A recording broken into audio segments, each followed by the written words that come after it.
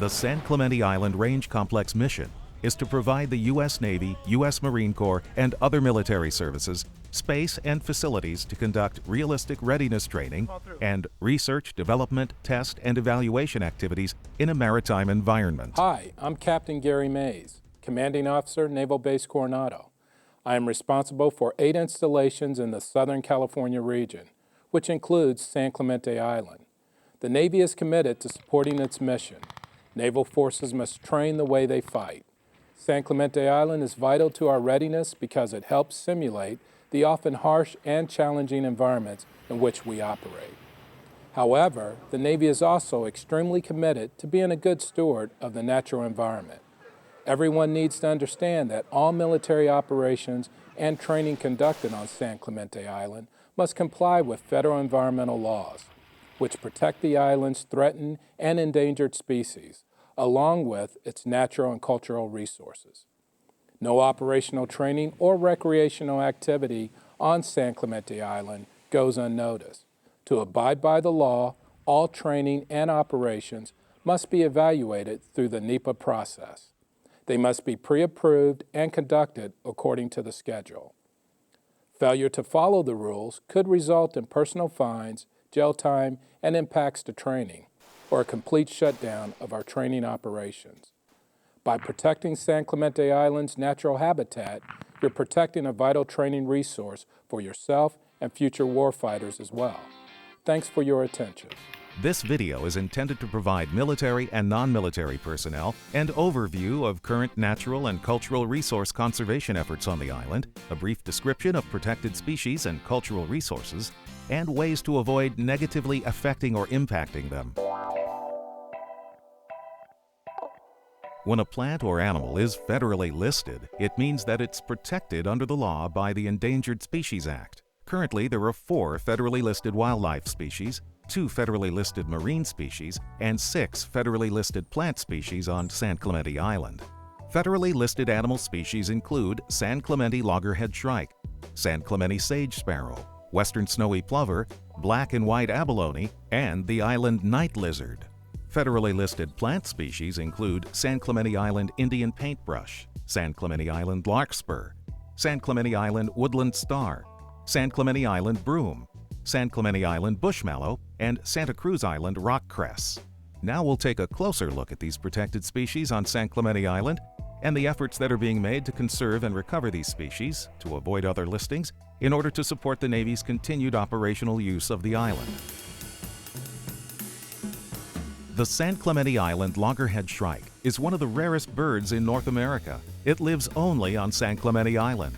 The Navy initiated a recovery effort in 1991 in partnership with the U.S. Fish and Wildlife Service and several non-government organizations. Current efforts to recover the shrike include monitoring of the wild population, captive breeding and rearing program, a reintroduction release program, predator management efforts, and habitat enhancement. The San Clemente sage sparrow occurs predominantly on the western side of the island, with its highest concentrations on the lowest marine terrace along West Shore Road. To assist this species recovery, the Navy currently monitors the sage sparrow population, conducts research on little-known aspects of this bird's biology, controls rats and cats, restricts off-road access, and protects sage sparrow habitat from fire. A wide variety of shore and seabirds rely on the rich intertidal habitats and surrounding waters of the island. The western snowy plover is a federally protected species that breeds and winters on the few sandy beaches at the northern and southern ends of the island. The current monitoring and protection program for seabirds includes surveys for snowy plovers and seabirds, timing of in-water detonation to avoid injuring or killing pelicans, a flight avoidance area around the offshore rocks at the north end of the island, and safety zones that provide protection comparable to a preserve for marine life from fishing, collection, and harassment. Abalone are large marine snails that were once very abundant throughout the U.S. West Coast. Overfishing and disease have reduced the populations of black and white abalone by 98% of their original population size. To protect the Navy mission, The Natural Resources team has implemented a monitoring and management plan for black and white abalone. This plan includes monitoring of both species, population estimates, habitat enhancement, and involvement in the National Marine Fisheries Service recovery teams. There are only two reptiles on San Clemente Island, the island night lizard and the side-blotched lizard. The island night lizard is expected to be taken off the endangered species list in the near future. Roughly the size of a house cat, the island fox is the smallest fox species in the United States. The Navy's rigorous conservation efforts over the last decade have helped avoid federal listing of the fox under the Endangered Species Act on San Clemente Island. San Clemente Island harbors a total of 272 plant species, several of which are found only on the Channel Islands. Of these, 6 species are federally listed. Recognizing the rich diversity of the endemic plant life on SCI, the Navy has instituted several programs to conserve native vegetation and enhance sensitive habitat. These efforts include an invasive plant control program, revegetation projects, monitoring of sensitive habitats and species, mapping and monitoring of fires, and long-term monitoring of vegetation changes and trends on San Clemente. One of the biggest challenges facing land managers is the problem of non-native species that can enter an ecosystem and disrupt it by competing for resources. In addition to black and white abalone, the ocean waters surrounding San Clemente Island are designated as an area of special biological significance and are also home to an exceptional variety of marine life. Approximately 35 species of marine mammals, including whales, dolphins, porpoises, seals, and sea lions, can be found there. All marine mammals are protected by the Marine Mammal Protection Act, and harassment of or harm to marine mammals is a violation of the law. In order to support continued training within the waters surrounding SCI and protect the marine ecosystem, SCI has designated 2 safety zones in Wilson Cove and the north end of the island. These 2 safety zones are restricted areas where absolutely zero fishing or removal of marine species is allowed. Check with the island OIC or AOIC or your MWR representative for appropriate legal fishing areas and to obtain fishing permits. Abundant marine resources have attracted human use and occupation of San Clemente Island for more than 9,000 years.